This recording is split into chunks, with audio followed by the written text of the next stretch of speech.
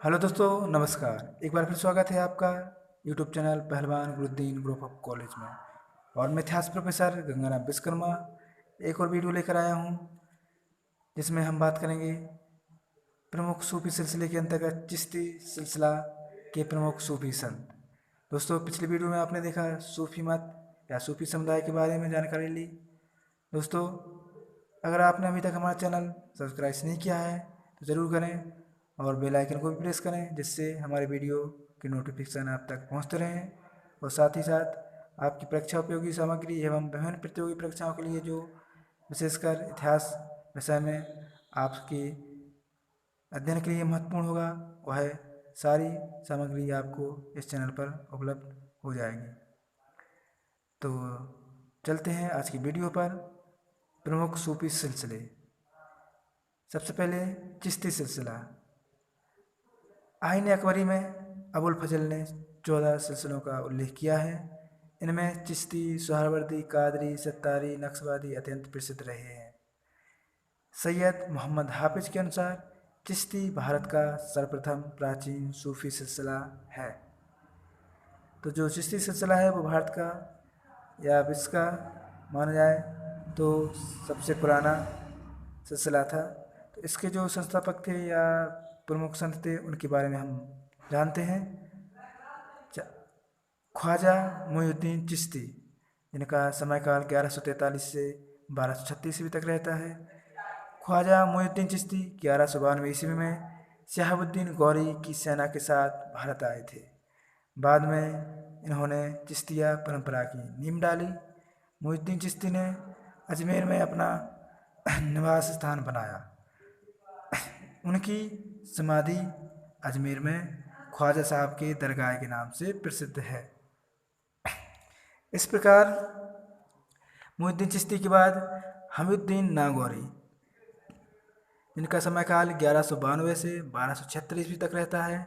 मोइनुद्दीन चिश्ती के शिष्य हमीउद्दीन नागौरी हिंदुओं की भावनाओं का इतना अधिक ध्यान रखते थे कि वे शाकाहारी बन गए।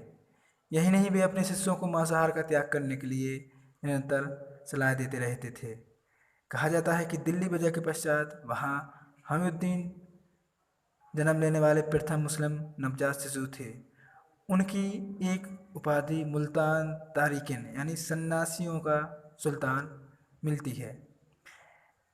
इस सिलसिले के सूफी मत हिंदू योगियों की भांति जीवन व्यतीत करते थे, अर्थात सादा जीवन व्यतीत करते थे। वे अद्वैतवाद के परंपरागत नियमों में विश्वास रखते थे तथा निजी संपत्ति के खिलाफ थे। वे प्रशासकीय कार्यों से दूर रहते थे। वे समा यानी संगीत में विश्वास करते थे। शेख मुइनुद्दीन चिश्ती के अनुसार संगीत आत्मा के लिए पौष्टिक आहार है। इसके बाद अगला जो सूफी संत आता है वह है बख्तियार काकी, जिनका समयकाल 1186 से 1236 ईस्वी तक रहता है। चिश्ती परंपरा के अंतर्गत बख्तियार काकी का नाम आता है, जिनकी स्मृति में कुतुब मीनार का निर्माण हुआ है। उन्होंने ही बाबा फरीद को चिश्ती परंपरा में दीक्षित किया था। तो कुतुबुद्दीन बख्तियार काकी इल्तुतमिश के शासनकाल में दिल्ली चले आए थे, पर बख्तियार काकी को सुल्तान ने अपने महल के समीप रहने की प्रार्थना की, पर शेख ने उसे स्वीकार नहीं किया। काकी ने शेख उल इस्लाम का उच्च पद भी अस्वीकार कर दिया। तब फिर माजिबुद्दीन सुगरा को इस पद पर नियुक्त किया गया था। सुगरा के द्वेष के कारण उन्होंने दिल्ली छोड़कर अजमेर चले जाने का निश्चय भी कर लिया। इस पर सुल्तान के नेतृत्व में दिल्ली के लोग कई मील तक शेख के पीछे पीछे आए और परिणाम स्वरूप ख्वाजा मोइनुद्दीन चिश्ती ने उन्हें दिल्ली में ही रहने का निर्देश दिया। इसके बाद जो अगला संत है वो है फरुद्दीन गजे शंकर, जिनका समयकाल 1175 से 1265 ईस्वी में होता है। शेख फरुद्दीन गजे शंकर या बाबा फरीद का जन्म मुल्तान में 1175 ईस्वी में हुआ था। इन्होंने हास्य और अजूधन को अपना केंद्र बनाया। ये इतने लोकप्रिय थे कि इनकी बाणी गुरु ग्रंथ साहब में संकलित है। बाबा फरीद बलबन के दामाद थे। बाबा फरीद की कई पत्नियां और संतानें थीं और इनकी सदैव ही भूखों मरने की नौबत बनी रहती थी। इसके बाद निजामुद्दीन औलिया, प्रसिद्ध सूफी संत, इनका সময়काल 1236 से 1325 ईस्वी तक रहता है। चिश्ती संप्रदाय के सबसे महत्वपूर्ण संत निजामुद्दीन औलिया हुए। शेख निजामुद्दीन औलिया बाबा फरीद के सर्वाधिक विख्यात शिष्य थे। इनका जन्म बदायूं में 1236 ईस्वी में हुआ था।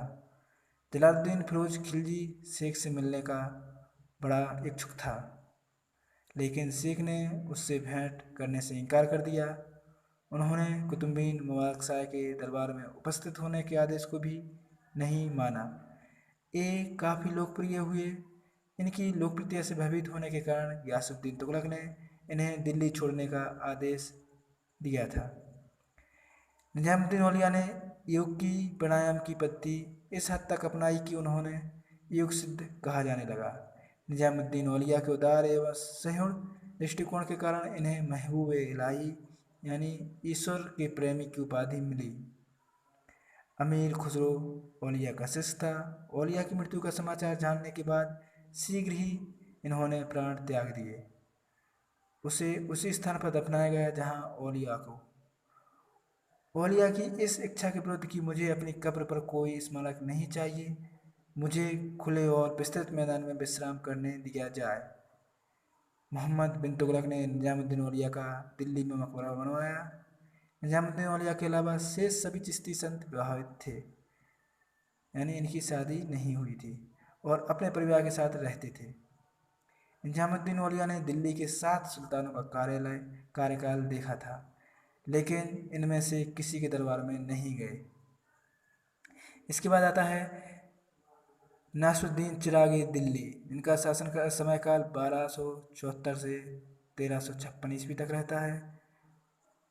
नासरुद्दीन चिरागी दिल्ली एक चमत्कारिक संत थे जिन्होंने तौहीद वजूदी की रचना की। नासरुद्दीन चिराग देहलवी भी औलिया की तरह दरबार जाने से बचते रहे।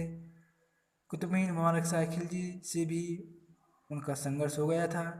कुतुबुद्दीन मुबारक चाहता था कि वे अपनी नमाज पढ़ने को मीमरी मस्जिद में आए, लेकिन शेख नसरुद्दीन ने वहां जाने से इनकार कर दिया और वे पास ही की एक मस्जिद में नमाज पढ़ते रहे। नासरुद्दीन चिराग देहलवी मोहम्मद बिन तुगलक की सिंध क्षेत्र में मृत्यु के समय उसके साथ थे और फिरोज तुगलक को सुल्तान की गद्दी दिलाने में उन्होंने महत्वपूर्ण भूमिका भी अदा की थी। अपनी अपेक्षाओं के मुताबिक कोई सुपात्र न पाकर नासरुद्दीन चिराग ने अपना कोई उत्तराधिकारी मनोनीत नहीं किया। इसका परिणाम यह हुआ कि चिश्ती संत देश के विभिन्न भागों में बिखर गए एवं चिश्ती सूफी विचारों का अपेक्षाकृत अधिक बड़े पैमाने पर प्रसार हुआ। चिराग देहलवी की मृत्यु 1336 ईस्वी में हो गई। शेख बुरहानुद्दीन गैसुद्दौलाज आदि ने दक्षिण में चिश्ती संप्रदाय को लोकप्रिय बनाया।